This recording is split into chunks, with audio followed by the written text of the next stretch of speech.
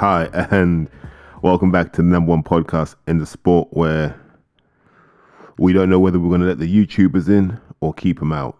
And, people are seeing the money, but they're seeing the principle and they don't know which way to turn. And most people are trying to keep both feet in both camps, which is impossible, right? But I think this is almost that final wake-up call to boxing to get its house in order. So let's just go back to Saturday, and Misfits had their show. I think it was up in Manchester, sold out arena, and from what I hear, that was a legitimate sellout. That wasn't a matchroom sellout. That wasn't we gave loads of tickets to kids in schools and stuff. It wasn't that. It was a legit sellout again. So let's praise that and say that whatever these kids are doing, it's working. Now, in terms of the fights themselves, probably only worth focusing on Logan Paul and KSI, right? So Logan Paul fights Danis.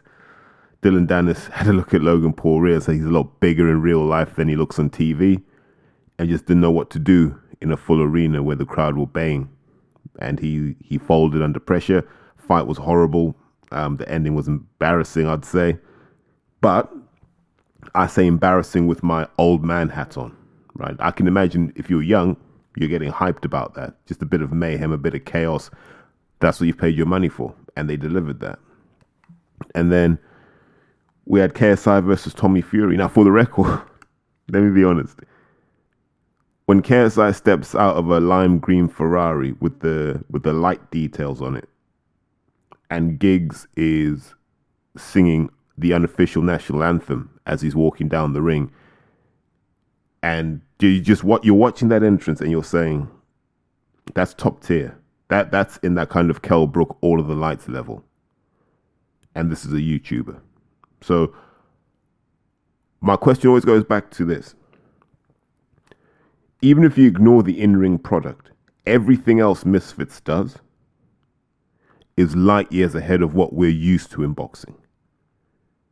We're getting shortchanged in boxing. From an entertainment perspective, from a build-up perspective. I spoke to someone who was there. That arena was full. For most of the night, that arena was full. There wasn't anyone skulking off to get a few pints and then just show up for the main event like you get in the UK. That arena was full. We don't get that in boxing. Example, you had Eddie Scotney boxing in front of like 900 people or whatever it was, because she boxed first. I don't think that happens on a Misfits show. So there are a lot of things that this is exposing in terms of boxing, that if we don't address these things, boxing is just going to be a sport that exists in the backwater alongside kabaddi and probably netball. Maybe korfball, actually. I think netball is probably more mainstream. And so we can talk about the in-ring action. I was surprised that Tommy Fury couldn't handle KSI better. People are making this defense that KSI is a novice. Tommy couldn't figure him out. No. I don't think it was that. I think the truth came out. And the truth is, KSI is better. KSI is stronger. KSI is smarter in the boxing ring than people give him credit for. Now, we can say what we want about KSI, but the guy's been doing this. I'm trying to think to a sensible parallel. There are kids who are going to do the ABAs next year. And KSI started boxing before them. And it's not like he hasn't been dedicated, by the way. It's not like he hasn't had the best trainers. It's not like he hasn't had the best facilities. And it's not like he hasn't had damn good sparring. KSI, he's a novice of sorts, but he's not a raw novice, if that makes sense. So would you put KSI in for a British light heavyweight title fight, super middleweight title fight? No. But it wouldn't be fair because he's not a specialist. But there's some lower ranked British fighters you'd put KSI in with for a 4-round or for a 6-round, and he'd be competitive and he'd potentially win. This isn't someone chancing their arm. And I've said the same thing about Jake Paul. They may not be, the embodiment of finesse. They may not be the embodiment of perfect technique, but they can do what they need to do. They can do what they have to do. And you saw that. he was able to make life awkward for Tommy Fury. And people say, oh, he was messy. And I'm saying, well, if you've been told for years that Tommy Fury is this amazing boxer, this guy who could win a world title in sort of like conventional pro boxing, why are you going to try and make it a boxing contest? You're not. You're going to come in with your advantages, which he did. And I thought he was able to impose his game plan on Tommy, and Tommy was not able to impose his game plan. And I think that's smart. You know, I would have had it a draw. Point deduction makes a huge difference, obviously. But I don't get why people are upset, because I go back to the genesis of this, right? So I remember KSI popping into the lodge when he wanted to learn how to box, for the first fight. And I've never heard him say the thing he was doing should become part of pro boxing. He's never said that. I can be absolutely clear about this. He has never cared about hardcore boxing fans. He's never cared about being accepted by boxing fans. He's never cared about being accepted by the people who listen to a show like this, for example. He doesn't care. His audience don't care. None of his operation cares whether I'm there. They don't care whether IFL are there. They don't care whether Seconds Out are there. You're not affecting the sales. You're not affecting the pay-per-view buys. Remember when they experimented with having boxers on there? And they thought, well, if we make this more legitimate from a boxing perspective, I think that was in LA when Shannon Briggs slapped someone. And it didn't do anything for the numbers. In fact, it hindered the operation, because people were trying to tell them what to do when they know their market, they know their audience, they know what the audience needs. And when they got rid of Eddie Hearn, the revenue went up. Now they've got their own platform separate from Matchroom. They don't need Matchroom. They proved their concept over years. This wasn't just a flash in the pan. They proved it over years, and they said we don't need boxing. They've told people we don't need boxing. And so DAZN said, cool, we'll bring you on board, because if you don't need boxing, the audience you possess is your own. We want that audience. We want them to subscribe to DAZN as well. And so this is why I don't believe, a group of boxers. Let's take our light heavyweights. Let's just imagine Spider, Dan Aziz, Josh Boatsy, Anthony Yard go, right, we're going to do our own promotional company. We're all going to fight on the same night, yada, yada, yada, yada. I don't think they'd have the same movement, because these guys already had a fan base before they moved into boxing. They were known for other stuff. Boxing's just kind of like a side avenue for them. All the people criticizing, I love this, all the people criticizing KSI, all the people criticizing Logan Paul. Remember when your kids were desperate for that Prime? When your kids were paying $5 a bottle for Prime? The same people. So boxing's a small thing to them. The audience will follow them wherever they go. And it's a lesson that keeps getting shared, and people in boxing keep ignoring it. You have to create your own fan base that sits outside of boxing. Yeah. And to do that, you've got to be vulnerable with your audience. To do that, you've got to be willing to share with your audience. And now the problem you have in boxing is people are scared to do that, because there's some old guy with grey hair, probably still trying to dress like a football hooligan, telling them you shouldn't do that. It's not good for boxing. Well, no, it's good for your bank balance. And at a time when boxing is struggling, someone's got to break the mold, because I can see this Misfits thing lasting for a while. It will last until the first major disaster. Someone gets a bleed on the brain. Someone gets taken to hospital. God forbid anything fatal happens. But something will happen, because these matches are dangerous. And I know that there are checks that happen beforehand, for the record. There are checks. So it's not like this is just a free-for-all. But you're taking people whose life hasn't been dedicated to taking punches, and you're asking them to take punches. That's very dangerous. And I think that's why you're seeing the profile of Misfits shows changing. So guys like Mike Perry are showing up. Guys like Idris Virgo are getting more prominent positions. Darren Till's coming in.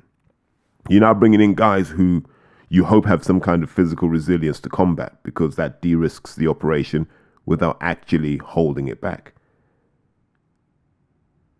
But if you look at all of that stuff, that Misfits thing, and people will shoot it down. And I always say, they don't care about us. They don't care about our opinion. They don't need us to watch.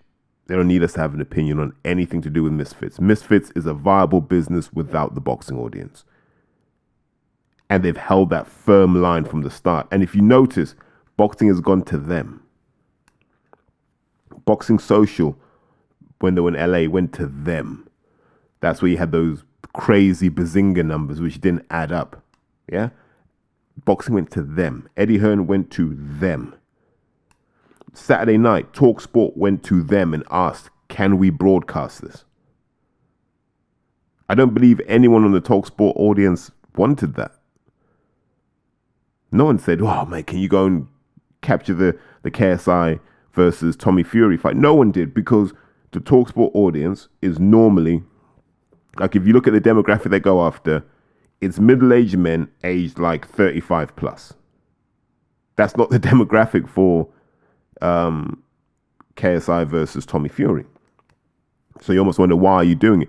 They're doing it because they need to be part of it. They're feeling left out. That's the harsh reality of it. They are feeling left out.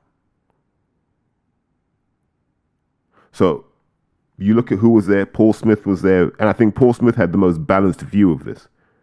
You can't be mad at people for making a few quid. But his words were, as long as they don't try and associate themselves with boxing, which they've never done, by the way. You know, calling out Canelo and stuff is fine. It's a bit of fun, but they've never tried to. I don't think they've gone for board licenses. I don't think they've tried anything like that, because they can't be bothered. You know, you can't dismiss something and then when it works, say, oh, well, you need to be part of what we're doing. So I 100% get why they're doing what they do. But Paul Smith was balanced. Look, these guys are making money. If a boxer were to make money off of YouTube or from streaming on Twitch, we'd all congratulate them and say fair play. You wouldn't really accept some Twitcher going, I can't believe these boxers are coming in nicking our money. So you're seeing all of these guys getting upset about it. But I like the more progressive guys like Paul Smith, the guys like Kevin Agyako, who are like, let them do what they do. But it's just a reminder that these guys, like, I don't think they've had 20 pro fights between them. And they're selling out arenas. Meanwhile, you got all of these boxers. Yeah, all of these boxers who genuinely believe they're stars. Who genuinely believe there's something special. Can't do 300 tickets at your call. They were, yeah. You've got people criticizing KSI and Tommy Fury that can't do 300 tickets. What's their excuse? Truth is, no one cares about them. And the reason no one cares is the same reason no one cares about, that guy you can see walking across the road. You don't care about him. Why? Because he's never given you a reason to care. And I guess this explains the rot in boxing. And let me talk broader about, the issues we've got in the sport. So let's look at where we're at. Like, if you go to America, it looks like Showtime if they're not pulling out of boxing, they're retreating, and they'll be focused more on the pay-per-view side, and they'll give as little for free as they can. HBO are long gone. No appetite to return. Don't see a business case for returning into boxing. You look at ESPN with Top Rank, they're bubbling along, but they probably have the best stable of prospects on the planet right now. And then you've got Matchroom and Golden Boy on DAZN, who are slowly hemorrhaging money. And it's just about winding down these contracts and getting rid of them. Al Heyman at some point will pull out of boxing because he doesn't need it. And he can't get access to a star of the caliber of Floyd Mayweather, as cruel as that sounds. Come over to the UK.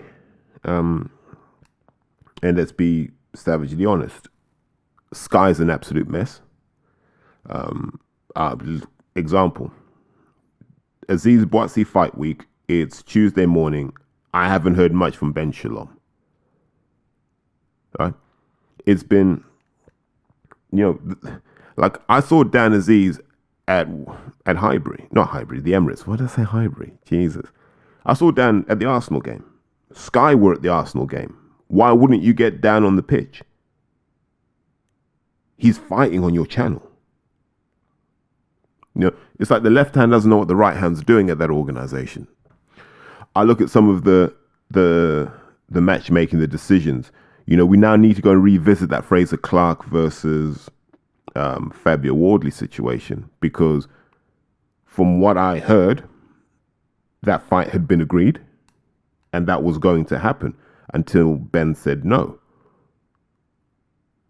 Now, who in the organization did that to make Ben look stupid? You know, who in the organization encouraged the phone call Billy Joe Saunders to be leaked? Now, I don't know Ben personally like that, but I feel for him. It feels like people are coming for him. I always worry when I see a young guy in a situation and he's being wrapped around with real experienced heads, but these are all ambitious heads as well who want some kind of, what do you call it, leverage in the game. So my question is everyone working to make Boxer look good, or they're working to make Sky look good? Because the energy coming out of Sky at the moment is once the contract with Boxer is done, that's it, done.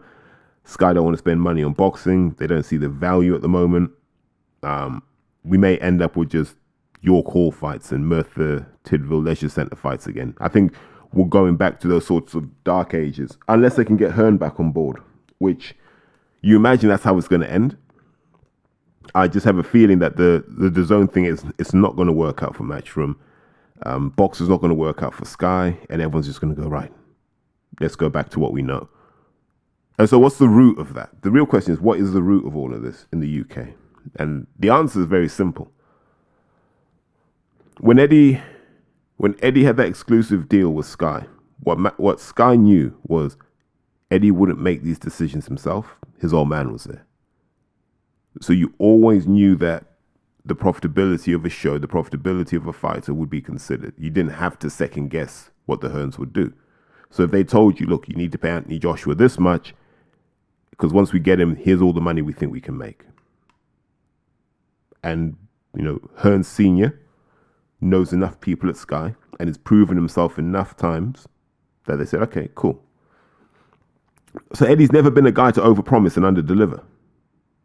Now, maybe Ben's done that. I don't know. Maybe Ben's gone in and offered people deals at numbers that didn't make sense. And what it now means is there's no money to build anyone else. Because if you notice, they're not building anyone. Right?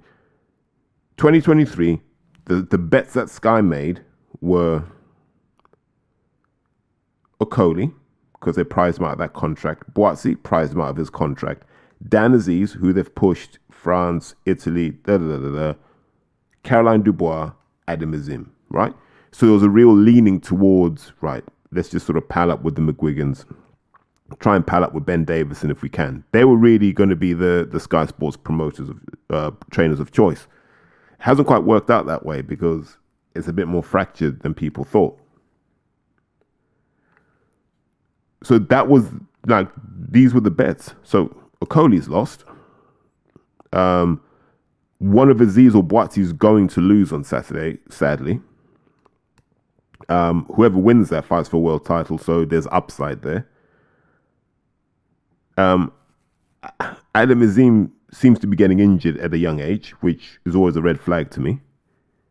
Caroline Dubois, talented to heaven and back, but, you know, outside of that, is she engaged in the wider world? Not necessarily. So you look at all of that and you go, that the stable's not moving forward. And you've got I call experienced operators in the game like Al Siesta and Kev, right? You've got those guys now. You've got guys wrapped around him. I think John Wish is still there passing on wisdom, but you've got guys wrapped around who should be able to make stuff happen. But someone's got to be thinking about the proposition. And I don't think anyone's looked at Sky Sports Boxing from a product perspective. What are you giving the fans? What's the fight week experience? What's the fight night experience? What makes it special? Apart from rehashing what you did with Matchroom, what makes it special? So they tried the heat map that lasted like one event until it turned out it made absolutely no sense. I know that Sky Sports are looking at Jabber. It's like an AI-enabled tool that, in theory, can tell you how many punches were thrown and what types of punches were thrown. I've had a look. The theory looks good, but the fact that it hasn't launched yet would tell you that there's still some work to do. So that they're thinking in those terms somewhere down the line, but we're not getting that product view that says, here's how you excite fans again. And to me, I think you close shop for now. We don't have people good enough to be world champions. We just don't. Don't at me. We don't have people good enough to be world champions with 5 or more defenses. Don't at me. We do not. Yeah, but people say Fury, but Fury's on the downside now. So there'd be no shame in keeping things in Britain for a while. Building up just British rivalries. Let these guys fight each other before they get out the country. Stop all this WBA international. Stop all of these kind of plastic belts and just have British guys fight each other. Build them up. Right? Just do that. Because that's the only way you're going to save this, is by having 2 or 3 fighters this country can get behind. Because we can say they're the best in this country. The other thing we need to start doing is this guy needs to start drug testing people. Look at the women's game. Like, we're seeing women just dancing through weight classes left, right, and center. No one's there going, how are they doing it? No one's asking, how are they doing it? And no one cares that much that they don't even bother to test them. Because if a guy was jumping up and down the weights like that, you'd test the life out of him. That's a red flag. So all of these things just point to a sport in disarray, and within Sky, it just looks like it's disarray and it lacks leadership. And the one thing it had when it had the deal with Matchroom between Hearn and Adam Smith and Barney Francis, there was leadership. When that kind of triangle broke down, the leadership went and the show started to get terrible again. And they need to get back to that, where there's almost like 3 wise men who are driving the vision. And I'm not seeing that at the moment, which is sad. I don't take any pleasure in that, by the way, because I want to see good boxing, but there is none. But let's not absolve boxers of their sins. Like, when's the last time you saw a boxer put something interesting up? If anyone has seen an interesting bit of content from a boxer in the last 4 weeks, please feel free to forward it to me. You know the locations.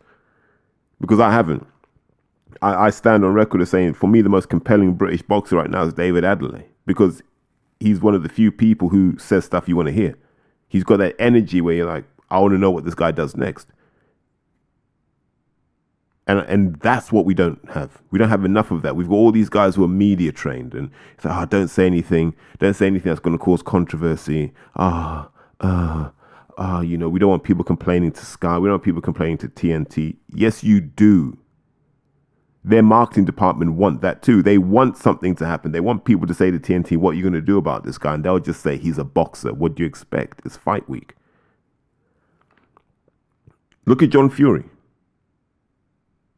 As loose as they come, right? John Fury's as loose as they come. But you name me someone in boxing who has more eyeballs on them than John Fury. People make fun of him. They criticize him. They do this. They do that. You can't fault his numbers. If John Fury fought someone his age, this country would watch. And there'll be all these people, and I'm sure it will happen at some point, where someone will reply to me and go, well, he does this, he does that. But these are people who sit in the middle of nowhere. No one knows who they are. The people criticizing John Fury are anonymous in their own street. There's no pride in that, by the way. There's no shame in it either, but it's nothing to be proud of. Always respect the person that puts themselves out there.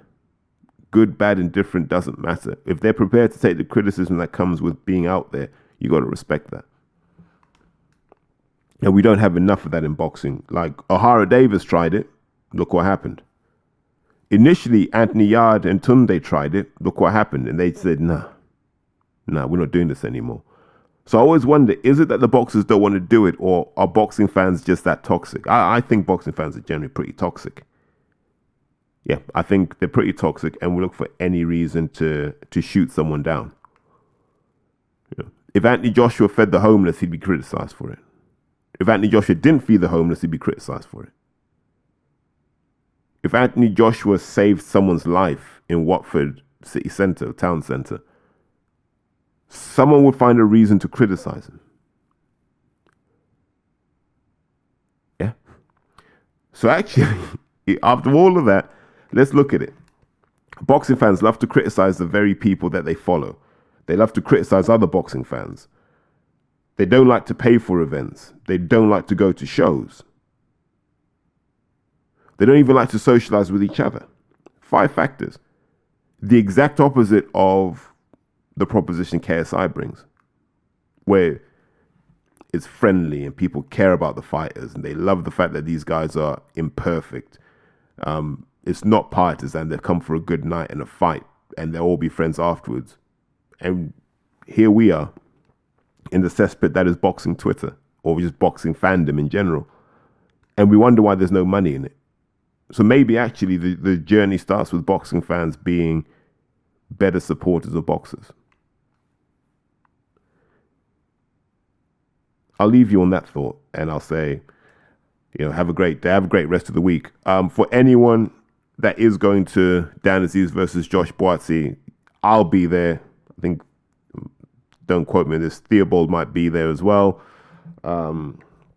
Yeah, I think there'll be a few people there. Be good if we could coordinate, but how we do that, I don't know. So I might tweet something or Instagram something in the middle of the week around that. But yeah, it would be good to see a few people.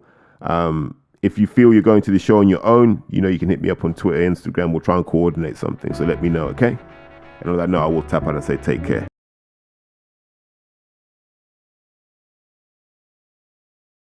Porky's Corner is proud to be sponsored by Spartan Site Solutions. They are specialists in civil engineering and demolition contracts for the construction industry.